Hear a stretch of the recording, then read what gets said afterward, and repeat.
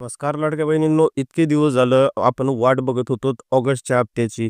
मात्र आज चक्क मी तुमच्यासाठी जी-आरच घेऊन आलो आहो आणि यानंतर मात्र ऑगस्टचा हप्ता कधी भेटणार, जी-आरमध्ये सगळं काही स्पष्ट लिहिलं आहे. यासोबतच कोणत्या लाडक्या बहिणीला जे आहे ऑगस्टचा हप्ता भेटणार, सप्टेंबर ऑगस्टचा सोबत भेटणार का? यासोबतच आणखीन काही आपले प्रश्न असतील, जी-आरच्या माध्यमातून मी तुम्हाला सगळ्या गोष्टी समजून सांगण्याचा प्रयत्न करणार आहे. यासोबतच तुमच्या मनातील काही गैरसमज जे असतील, जे की अपात्र लोकांच्या, अपात्र लाडक्या बहिणींच्या संदर्भातील असतील, तेही मी या संदर्भातला विषय मांडणार आहे. जेणेकरून तुम्ही अपात्र जरी असाल, तर मग ऑगस्टमध्ये तुमची काय तरतूद आहे, तुम्हाला जे की हप्ता आहे ते भेटणार आहे का? या सगळ्या गोष्टी ज्या आहे मी तुम्हाला आजच्या जी-आर माध्यमातून सांगणार आहे. किती कोटीची मंजुरी कोणत्या विभागाने दिली, शासन निर्णय कोणता झाला, हे सगळं तुम्हाला जे आहे सांगणार आहे. बघा लाडक्या बहिणींनो आणि भावांनो, मेन तर सगळ्यात मोठी आनंदाची गोष्ट काय आहे, तर ती म्हणजे जी-आर निघाला आहे. फायनली जी-आर निघाला आहे. जी-आर निघणं म्हणजेच काय, तर मात्र आपल्याला पैसे भेटण्याची प्रक्रिया सुरू होणं. आपल्याला कोणता हप्ता पेंडिंग राहिलेला आहे, तर ऑगस्टचा हप्ता पेंडिंग राहिलेला आहे. बरोबर आहे. पण आता बऱ्याच ठिकाणी माध्यमातून किंवा बऱ्याच ठिकाणी समोर येत होतं, की ऑगस्ट आणि सप्टेंबर सप्टेंबर दोन्हीही एकत्रित हप्ते येणार का? मात्र जी-आर काय सांगतो पहिले आपण लक्ष देऊन बघा. 9 तारखेचा जी-आर आहे.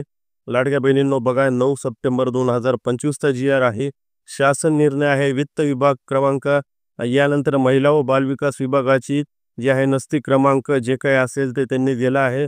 शासन निर्णय बघा, मुख्यमंत्री माझी लाडकी बहीण योजनेसाठी अनुसूचित जाती घटकांकरिता सन 2025-26 या आर्थिक वर्षात मागणी क्रमांक 2235 सामाजिक सुरक्षा व विभाग कल्याण, समाज कल्याण, अनुसूचित जातींसाठी विशेष घटक योजना, अनुसूचित जाती घटक कार्यालयाबद्दल योजना, मुख्यमंत्री माझी लाडकी बहीण योजना कार्यक्रम, सहाय्यक अनुदाने, वेतनोत्तर या लेखा शीर्षकाखाली किती आहे? 2960 कोटी इतकी नियत व्यत मंजूर आहे. 2960 कोटी. बघा, आता ही 2960 कोटी. यानंतर बघा, अ, वित्त विभागाच्या संदर्भातील दिनांक 7/4/2025. बघा, 7/4/2025 रोजीच्या परिपत्रकान्वये 25/2026 या आर्थिक वर्षाकरिता निधी वितरणाची कार्यप्रणाली ठरवून दिली आहे.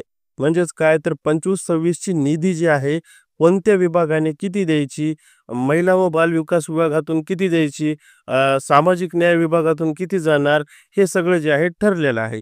त्यानुसार म्हणजे वर्षाचा आराखडा एकदा ठरला आहे. प्रत्येक महिन्याला असं नाही होत, की तुम्ही 100 द्या मी 200 देतो, तुम्ही 300 द्या मी 400 देतो, असं नाही. जे काही प्रत्येक विभागाचं आहे ते ठरलेलं आहे आणि मग त्यानुसार आपल्याला 3 जी-आर पाहायला भेटत असतात. बघा, त्यानुसार वित्त विभागाने दिलेल्या मान्यतेनुसार मुख्यमंत्री माझी लाडकी बहीण योजनेमधील पात्र महिलांना, लाभार्थ्यांना ऑगस्ट 2025 या महिन्याचा आर्थिक लाभ अदा करण्यासाठी, बघा, सप्टेंबरचा उल्लेख आहे का? बिलकुल नाही, सप्टेंबरचा उल्लेख नाही. 2235 डी 767 या लेखा शीर्षकाखाली 344.30 कोटी इतकी निधी प्रशासकीय विभाग प्रमुख म्हणून सचिव, महिला व बाल विकास विभाग यांना अर्थसंकल्पित निधी वितरित प्रणालीवर करण्यात शासन मान्यता प्रदान करण्यात आली आहे. किती निधी आहे फक्त बघा. आता हा विभाग काय करतो तेही मी तुम्हाला सांगतो आणि यानंतर मात्र सगळ्या गोष्टी सांगतो. 344 कोटी या विभागाकडून गेला आहे. कोणता विभाग आहे? सामाजिक न्याय विशेष विभाग. आता बघा लाडक्या बहिणींनो, 2-3 ठिकाणी आपले जे पैसे असतात ते वर्ग केलेले असतात.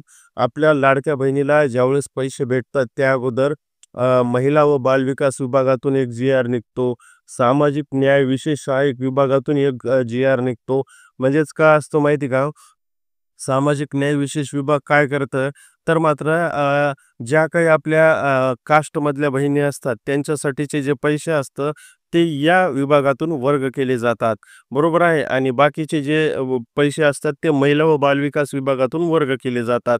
म्हणजे जर असं पकडायचं झालं, तर समजा अनुसूचित जाती जमातीतल्या जे काही महिला भगिनी आपल्या आहेत त्यांच्या लाडक्या बहिणींना जे आहे पैसे या विभागातून भेटतात. म्हणजे समजा महिन्याचं बजेट 3300 कोटी असेल, तर समजा 330 कोटी 300 कोटी इकडून आणि सामाजिक न्याय विभागातून 3000 कोटी असं मिळून एकत्रित वर्ग केले जाते 3300 कोटी. तर मग या पद्धतीनं जे आहे काम बनतं. मात्र जी-आर निघताना कसे निघतात? आज निघतं वित्त विभागाचा, सामाजिक न्याय व विशेष विभागाचा, उद्या निघतो महिला व बालविकास विभागाचा आणि यानंतर मात्र हे दोन्ही तिन्ही जी-आर जे आहे एकत्र होतात आणि ते जातात आपल्या ट्रेझरी ऑफिसला. ट्रेझरी ऑफिसला म्हणजे काय? तर कारण यांनी पैसे आता यांच्याकडून दिलेले आहेत.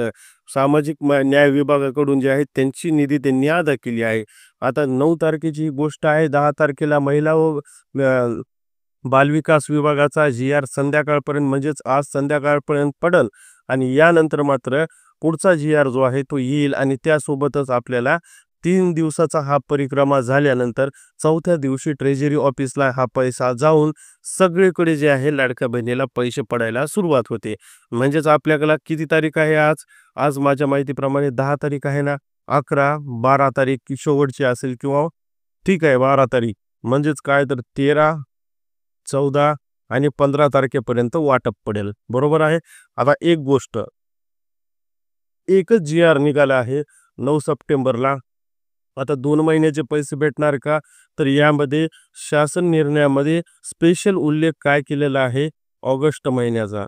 म्हणजेच काय तर आपल्याला सप्टेंबर महिन्याचा उल्लेख यामध्ये आढळून आलेला नाही. आता यानंतर सामाजिक व न्याय विभागाचा जी-आर आपल्याला पाहायचाच आहे. मात्र त्यामध्येही उल्लेख येईल का हे सांगता येत नाही. मात्र सध्याच तरी ऑगस्ट महिन्याचीच यादी समोर आलेली आहे. मग काय तर एकाच महिन्याचे पैसे वर्ग केले आहेत. जर यांना 2 महिन्याचे करायचे असते तर मात्र त्यांनी 2 महिन्याचे पैसे वर्ग केले असं इथं दिलं असतं. मात्र एक गोष्ट तुम्हाला सांगतो की सप्टेंबर महिना पूर्ण झाला नाही, त्यामुळे 14वाच हप्ता आपल्याला भेटेल. जास्तही लालच चांगली नाही. ठीक आहे, ही गोष्ट. दुसरी गोष्ट आता बघा, ज्या महिलांना पैसेच भेटले नाहीत जून जुलैचे त्यांच्यासाठी काय तरतूद आहे? तर बघा, या जी-आर नुसार तरी त्यांच्यात काही लाडक्या बहिणीला पैसे भेटतील किंवा काय भेटणार नाहीत, पात्राला भेटतील किंवा अपात्राला भेटणार नाही, हे अद्यापही आपल्याला स्पष्ट करता येत नाही, कारण ही अमाऊंट छोटी आहे. यानंतर आपल्याला सामाजिक न्याय विभागाचा, महिला व बालविकास विभागाचा ज्यावेळेस जी-आर येईल त्यावेळेस ती अमाऊंट बघू शकतो आपण. आता बघा, वार्षिक अमाऊंट आपल्याला माहीत असते 3600 कोटी. यानंतर मात्र मंथली अमाऊंट सुद्धा आपल्याला माहीत असते किती आहे. तर त्या मंथली अमाऊंटमध्ये जर समजा 3300 कोटी अमाऊंटची एकदमच आपल्याला जर समजा 5700 कोटी दिसत असेल किंवा त्याच्यापेक्षा वाढून दिसत असेल, म्हणजेच काय 500-600 जरी कोटी वाढून दिसली तरी आपल्यासाठी आनंदाची बातमी आहे की पेंडिंग लाडक्या बहिणीला पैसे भेटणार. मात्र जर दिसली नाही तर तुम्ही अजूनही सांगतो त्याच्यावर आत्ताच काही निर्णय झाला नाही, अशा संदर्भातली बातमी आहे. बघा इथे बघा, 3960 कोटी इतका वर्ग होतो.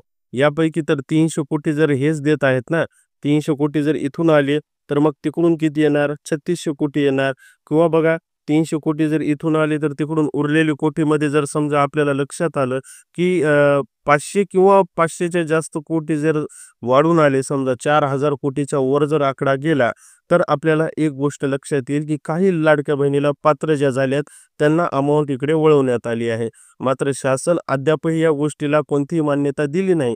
त्याच्यामुळे आताही देईल का नाही देईल सांगता येत नाही.